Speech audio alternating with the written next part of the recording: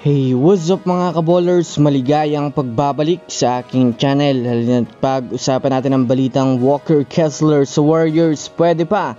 Moody out sa lineup at ang balitang Sabonis nagyabang na sa NBA. Tara na't pag-usapan natin yan dito sa Basketball Hot Shots.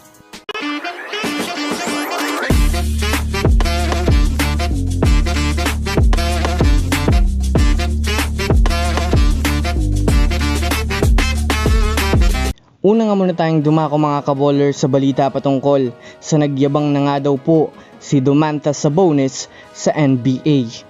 Matapos nga po mga kaballers ang naging free agency ay isa ang Sacramento Kings sa nakagawa ng successful na move sa liga. Yes mga kaballers, binitawan nga po nila si Harrison Barnes at Chris Duarte para mapunta sa kanila si DeMar DeRozan na siya namang naging star player ng Chicago Bulls. Hindi nga po mga kaballers hinayaan ng Kings si DeMar DeRozan na mapunta pa sa ibang kupunan.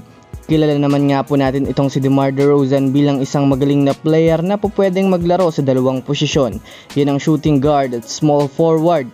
No doubt mga kaballers, isa nga talaga itong matinik na player na maaasahan sa pagtala ng malaking puntos. Kaya naman nagyabang nga po mga kaballers itong si Domantas Sabonis na ayon sa kanya, mahihirapan na nga daw po mga kaballers sa susunod na season ang mga team sa liga na i-shutdown sila.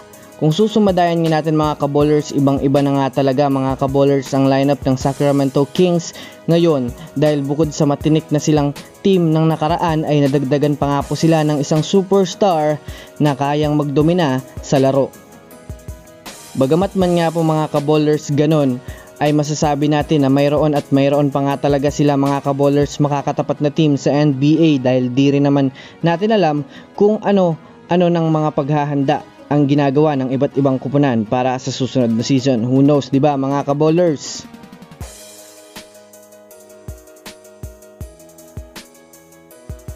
Samantala, dumako naman tayo mga kaballers sa balita patungkol sa pupwede pa nga pong sunggaban ng Warriors si Walker Kessler ngayong off-season. Sa paghahanap nga po ng Warriors ng isa pang player ngayong off-season ay kasalukuyang mayroon pa nga po silang batang 7-foot big man mga kaballers na pupwedeng sunggaban.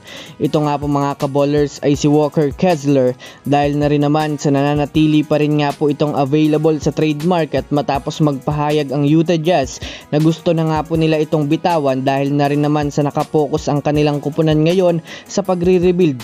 Bukod pa dyan, hindi na rin naman nga po mga kaballers kataasan ng value nito sa Utah Jazz. Kaya maraming mga analysts ang itinutulak ito sa Warriors dahil sa mababa nga po mga kaballers ang defensive ratings ng Warriors sa NBA rankings.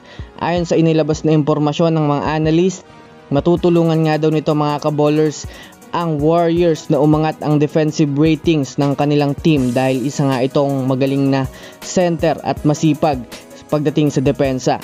Maaari nga daw makuha nila ito mga kaballers sa pamamagitan ng pag-trade kay Moses Moody sa Jazz na nangangahulugang matatanggap nga nila si Walker Kessler sa Warriors, ngunit mawawala naman sa kanilang lineup si Moses Moody. Ano sa tingin nyo mga kaballers? Worth it nga ba ang trade na ito? I-comment nyo na yan sa ibaba. So yun lamang mga kaballers, yan lang naman ang pag-uusapan natin ngayon. Pinutin na ang subscribe and hit nyo na rin ang notification bell para sa mga susunod na updates sa mundo ng basketball. Again, this is Basketball Hot Shots. Thanks for watching.